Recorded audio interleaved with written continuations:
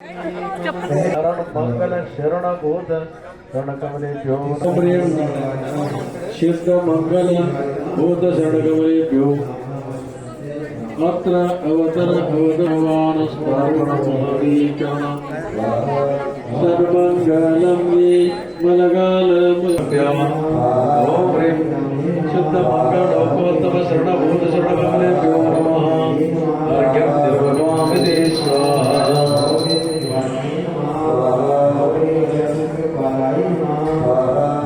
ओम ह्रीं सानु आह्वानस्तावणं सर्वीकरणं मंगल नाना जगतो जयावताये लोकोत्तमानि शरणं च रक्षात् तं साधुनाथान् प्रजां रक्षात् ओम ह्रीं साधु मंगल लोकोत्तम शरणभूत्र अवतर अवतर तिष्ठ तिष्ठ अत्र सन्नीतो भूष सन्नधीकरणं सन्मलगाल मंगा बलिं दीप्त वृषं यजामि ओम ह्रीं केवली प्रद्युप्त धर्म मंगल बोध शरणकमलेभ्यो अर्घ्यं निर्वहामि ते स्वाहा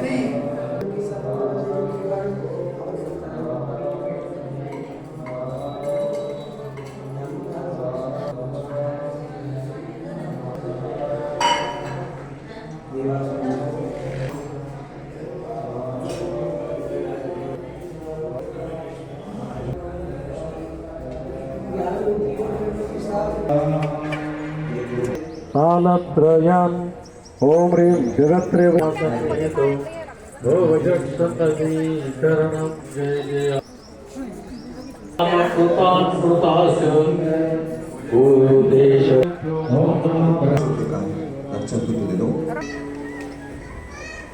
आचार्य महाराज को माइक लगाएं, अपना हाथ रखो। ओम नमते भगवते तीर्थंकर परमेश्वर कटिसूत्रम गोपनीय सहितम मुचि वंदनम करोमि पुण्यवंदनम भवतु अश्याय स्वाहा। परम पूज्य आचार्य भवन श्री सागर जी महामुनि से निवेदन कि वह अपने अमृत वचनों से बच्चों को अष्ट मूल गुण का व्याख्यान करके उनको कृतार्थ करें। परम पूज्य आचार्य भवन श्री सागर जी महामुनि राज की, परम पूज्य आचार्य भवन विशुद्ध सागर जी महाराज की। बच्चों को कुछ नियम संकल्प और जीवन में धारण कर सकें। नमोस्तुते।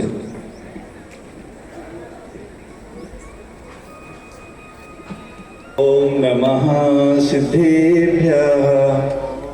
मुझे आवाज नहीं आ रही, जोर से बोलो। बस इतनी शक्ति है क्या? अभी और तेज बोलना। ओम नमः सिद्धेभ्यः।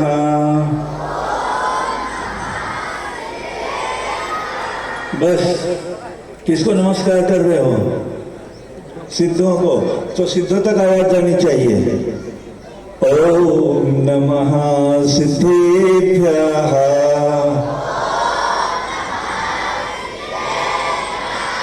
पंच परमेष्ठी भगवान की, देवादिदेव गजा श्री मनुष्यनाथ भगवान की, परम पूज्य आचार्य गुरुदेव श्री विशुद्ध सागर जी महाराज की, गुरुदेव सन्मति सागर जी महाराज की।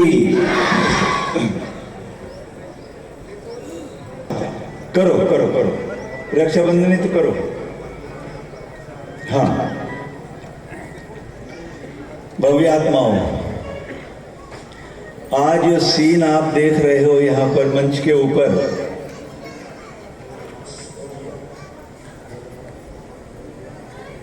आप ऊपर मंच पे विराजमान ये भव्य आत्माएं, और यदि मैं कहूं कि ये आसन्न भव आत्माएं हैं,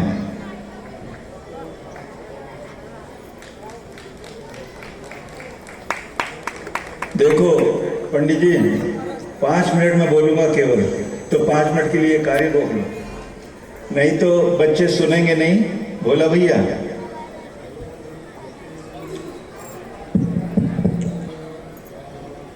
एक शब्द बोला मैंने, आसन्न भवजीव। इसका मतलब समझते हो क्या? जिनका संसार का किनारा निकट आ चुका है वे आसन्न भवजीव होते हैं। ये जीव आज पंचम काल में संस्कार को प्राप्त हो रहे हैं। मैं तो ऐसा लग रहा था कि जितने भी 8 साल और उससे बड़ी उम्र के बच्चे हैं सबको मैं दीक्षा देने जा रहा हूं, क्योंकि ये मस्तक के ऊपर गंधोदक छिड़क कर, श्री लिख कर जो 108 मंत्रों का जाप होता है वो दीक्षा के संस्कार होते हैं। परंतु नहीं, आज हम इनको जैन धर्म के संस्कार, जैन बनने के संस्कार दे रहे हैं। पहले जैन तो बने। जैन वास्तव में एक जाति नहीं है। जैन कोई जाति है क्या? नहीं, जैन एक धर्म है। जो जैन धर्म को पालन करता है वो जैन कहलाता है। हमारे पूर्व में कितने आचार्य हुए हैं जो वास्तव में जाति में तो ब्राह्मण थे, पर उन्होंने जैन धर्म पालन करके कितना उच्च कार्य किया। आज ये बच्चे भी जैन बने। आज इस भौतिक युग में हमारे बच्चों का स्तर कितना गिरता जा रहा है। यदि वास्तव में आज हम देखें कि हमने अपने बच्चों को गुरुकुल पद्धति से हटाकर जो मिशनरी स्कूल में भेजना प्रारंभ कर दिया है, ये हमारे बच्चों का उत्थान नहीं है, इस मनुष्य पर्याय का नाश जैसा है। हम अपने बच्चों का नाश कर रहे हैं मिशनरी स्कूल में भेजकर। आप सब पालक हो, जानते हो मिशनरी स्कूल में जो 5 दिन का मेन्यू होता है छोटे बच्चों का, क्या क्या उस मेन्यू में होता है। और माता पिता पालक जो होते मजबूर होते हो मेन्यू को अडॉप्ट करने के लिए। It is not fair. ये आप बच्चों को क्या दे रहे हो? हमारे यहाँ तो रात्रि का भोजन बच्चों को दिया नहीं जाता है। हमें तो याद है, हमारी माँ ने जब से हम पैदा हुए आज तक, या जब तक माँ रही, कभी रात्रि को अन्न नहीं जुबान पर रख के दिया। आज तक हमारी माँ ने नहीं दिया। और जब होश संभाली तो वही संस्कार थे, कभी अन्न का दाना जीभ पे रख के नहीं देखा रात्रि में। और आज तो माल पालक कहते नहीं महाराज जी, ये तो कोचिंग जाता है, ये तो फलाने काम में जाता है, बच्चा रात को भूखा रह जाएगा। ये ममता नहीं है। यदि तुम सच्ची माँ हो तो उनकी माँ बनो। हाँ? तू तो शुद्ध है, तू तो बुद्ध है, तू तो सिद्ध है, सिद्ध समान है। यदि ऐसी माँ लोरी दे के नहीं, अब तो रात हो गई है, रात को भोजन करना तो मांस के बराबर है, तू मांस खाएगा क्या? चिंतन करो। बच्चे को आदत पड़ जाएगी अभी से दिन में खाने की। यदि कोचिंग में भी जा रहा है, या तो खिला के भेजो, नहीं तो डब्बा साथ में दे दो। जा बेटा, जब सूर्य ढलने लगे 5 मिनट कोचिंग से बाहर आके खा लेना। बदलता जा रहा है। मैंने देखा है वो समय जब किचन शाम को बंद होकर बालू से बर्तन मांज कर रख दिया करते थे, उसके बाद कोई किचन में काम नहीं होता था। सुबह उठते थे, बालू से मंजे हुए बर्तनों को कपड़े से साफ करते थे, गर्म पानी लाकर कुएं का बर्तन धोकर बच्चों को दूध पिलाया करते थे। कहाँ जा रहा है हमारा भव्यात्माओं? ये बच्चे बहुत जिन्होंने आज ये प्रयास किया है, बहुत नजदीक हैं। माँ बाप की भी जिम्मेदारी है जो कम से कम 8 मूल गुणों का तो इनका पालन कराएं। सीता और राम वन में थे। एक जटायु पक्षी था, त्रियंश था। उसकी अनुमोदना करके आहार के उसके भाव बने मुनिराज से कि मैं व्रत लेना चाहता हूं। त्रियंश व्रत ले सकता है ना, देशव्रती बन सकता है, पर मेरा पालन कौन कराएगा? सीता ने उसकी आवाज सुन ली कि नहीं, इस जटायु का पालन पूरे जीवन मैं कराऊंगी, मेरे साथ ही रहेगा। आप अपने पेट के जाए हुए बच्चे का आज जो अष्टमूल गुण इनको दिए जाएंगे, ये तो अबोध है अभी, पर ये माता पिता की पालक की जिम्मेदारी है कि जितना भी अधिक से अधिक हो सकेगा इनके पालन करने की जिम्मेदारी पालक की है। और पालक में भी एक माँ की भूमिका बहुत बड़ी होती है। कहते हैं एक माँ 100 शिक्षकों से भी बढ़कर होती है। 100 शिक्षक जितना पढ़ाएंगे उससे भी ज्यादा अपने बच्चे को एक माँ पढ़ा सकती है। आज इनको 8 मूल गुण के, अष्टमूल गुण के संस्कार देंगे। तो अष्टमूल गुण है क्या? अष्टमूल गुण की व्याख्या कई प्रकार से आगम में आती है, मगर जो प्रचलित और आसान है वो ये है 5 उदंबर फल और 3 मकार। मकार मतलब मैं से प्रारंभ होने वाले मध्य मांस मधु, मध्य मांस मधु और 5 उदंबर फल, पड़, पीपल, उमर, कटुमर और पाकर। ये हमारे जीवन में कभी हमारे जैनियों के यहाँ प्रयोग नहीं होते। तो इन 5 फलों का पूरा जीवन भर के लिए त्याग और मध्य मांस मधु का जीवन भर के लिए त्याग। बस एक ध्यान रखना, यदि अनजाने में किसी सिरप में, यदि सिरप में हमें पहले पता लग जाए कि इसमें मधु है, मधु मतलब शहद, तो उसको नहीं पीना।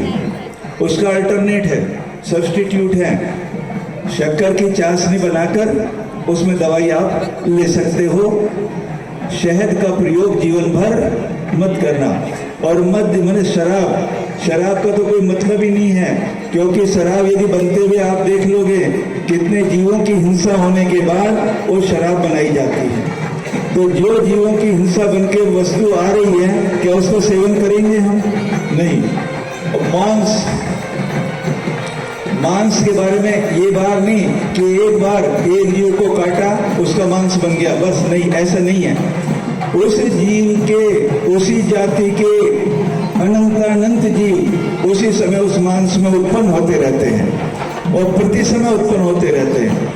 और मांस को जब उबाला जाता है, बॉयल किया जाता है, उस समय मर जाते कि नहीं, उस समय भी जीव उत्पन्न होते रहते हैं उसमें। तो ऐसे अनंतानंत जीवों का पिंड मांस क्या हम खाना पसंद करेंगे क्या? तो आज से आपको मध्य मांस मधु और 5 उदंबर फल का पूर्ण त्याग दिया जाता है। चलेगा? पालक जिनके बच्चे हैं ये, वो हाथ उठाएं कि इनका पालन हम कराएंगे। मध्य मांस मधु इनको नहीं देंगे, और नहीं देने का तो मतलब ही नहीं है, इनका पूरा बचाएंगे उससे। तो पूरा मध्य मांस मधु का त्याग और 5 उदंबर फलों का त्याग इन बच्चे का है। दूसरी प्रकार से भी कहते हैं, उसमें भी मध्य मांस मधु तो है ही, परंतु देव दर्शन को कहते हैं सम्यक्त का कारण है इस पंचम काल। वैसे अन्य कालों में भी वो सम्यक्त का कारण होता है, परंतु वर्तमान में अब तो क्या है, यहाँ तो साउथ में तो मैंने देखा है घर घर के अंदर चैतालय है। तो सुबह उठे भगवान का दर्शन करिए, और यदि संभव हो तो जिनालय में भी जाना चाहिए। तो देव दर्शन यदि जितना भी संभव हो सके आपको देव दर्शन अवश्य रोजाना करना है। दूसरा, पानी छान के पीना है। ये बहुत मुश्किल है आज के जमाने में बच्चों के लिए, और इसमें कैसे देखो आप क्या रास्ता निकालते। बिसलरी को पानी छान के नहीं कहते, यदि वो तो पोरस से निकल के आता है, पोरस पोर्ट होते ना, जो स्लाइड होती है अंदर, देखा है ना, जो बिस्लरी है, जो अपना पानी हम छान के पीते हैं, उसमें क्या कहते हैं उसको, ये क्या, एक्वागार्ड, घर में भी लगा रहता है ना, वो शुद्ध नहीं है। और उसके अंदर जो 2 स्लाइड लगी रहती हैं, उसमें अशुद्ध द्रव्य रहता है, उसके माध्यम से वो पानी निकल के लाता है, वो पीने के योग्य नहीं है। तो फिर क्या करें? पानी छानिए मोटे कपड़े से, उसको गर्म करिए, ठंडा करके उसको प्रयोग करिए। ये विधि है पानी छान के पीने की। कितना आपसे होता देखो। देव दर्शन, रात्रि छान, और रात्रि में भोजन नहीं करना। देखो, रात्रि भोजन नहीं करने के बहुत फायदे हैं। चलेगा क्या रात्रि भोजन का त्याग? चलेगा। हमने अभी अपने को कमजोर कर लिया है। जिस दिन एक दिन भूखे रहेंगे, अगले दिन पालक को अपने आप चिंता होगी कि इसको दिन में कोई व्यवस्था करना है। और दूसरे, यदि धान्य नहीं खा पाओ, हमारा उसमें ये नहीं कि हम प्रेरणा दे रहे हैं। उत्तम तो यही है कि रात्रि अंजल पूरा त्याग हो, पर नहीं। वर्तमान में ऐसा समय चल रहा है, पर धान्य नहीं खाना चाहिए। अन्य यदि आप कुछ देखो तो अपना देखो। गेहूं, चावल आदि जो धान्य होते हैं उनका प्रयोग मत करो। बाकी हम प्रेरणा नहीं दे रहे कि कर सकते हो। चल जाए तो बिल्कुल मत खाओ, और नहीं जाए तो आप अपनी मर्जी देखो क्या है। तो इस तरह से ये 8 मूल गुण बच्चों को दिए जा रहे हैं। सबको स्वीकार है? हाथ उठा दो बच्चों सब, हाथ उठाओ। अष्टमूल गुण का पालन करेंगे? बोलो, अष्टमूल गुण का पालन करेंगे? बोलो। और माता पिता भी हाथ उठाए, उनको पालन कराना है। हाँ, अष्टमूल गुण का पालन करेंगे? कराएंगे माता पिता। अष्टमूल गुण का पालन करेंगे।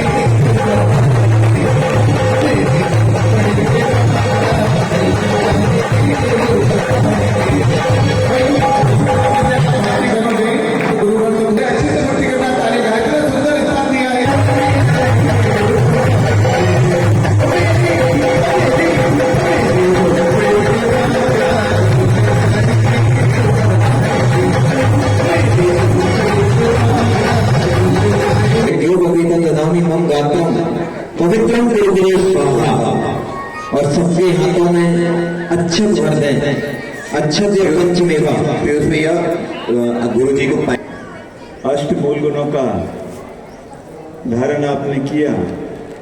और देखो बच्चे सुनो, ऐका सांगण्या मुलांचं लक्ष ठेवा। हाँ, अष्टमूल गुण आप लोगों ने धारण किए। अब एक मंत्र दे रहे हैं, उच्चारण गुरु मंत्र होता है, मेरे गुरु ने मुझे दिया, मैं आपको दे रहा हूं। ध्यान से कर सुनना। ओम नमः सिद्धम। उच्चारण करने सभी बच्चे बोलो। ओम बोलेंगे, सबको बोलना है। ओम नमः सिद्धम। ओम नमः सिद्धम। आज एक चीज आपको खास बता रहा हूं, आपको अपने जीवन में याद रखना, मोला हो मोली हो, जब किसी परेशानी में फंस जाओ, घर से बाहर हो या घर के अंदर हो, आंख बंद करके 108 बार इस मंत्र का जाप कर लेना।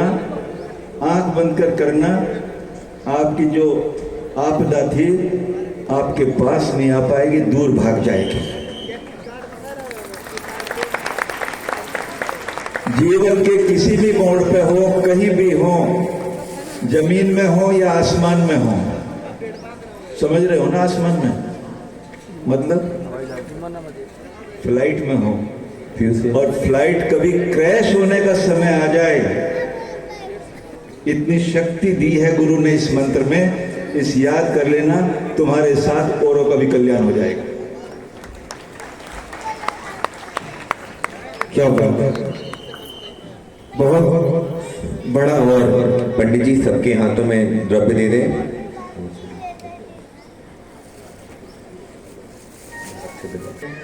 अच्छा और श्रीफल रखना है। यह पंचमेवा हो, पंचमेवा भरना है कि जैसे इस अक्षत से पंचमेवे से इनके हाथों को परिपूर्ण किया जा रहा है, ऐसे ही सदा इनका जीवन पुण्य से परिपूर्ण रहे, धर्म से परिपूर्ण रहे, यश ख्याति कीर्ति से परिपूर्ण रहे। इस भाव के साथ सारे बच्चों के हाथों में अक्षत से वह हथेली, वह अंजलि भरी जा रही है। श्रीफल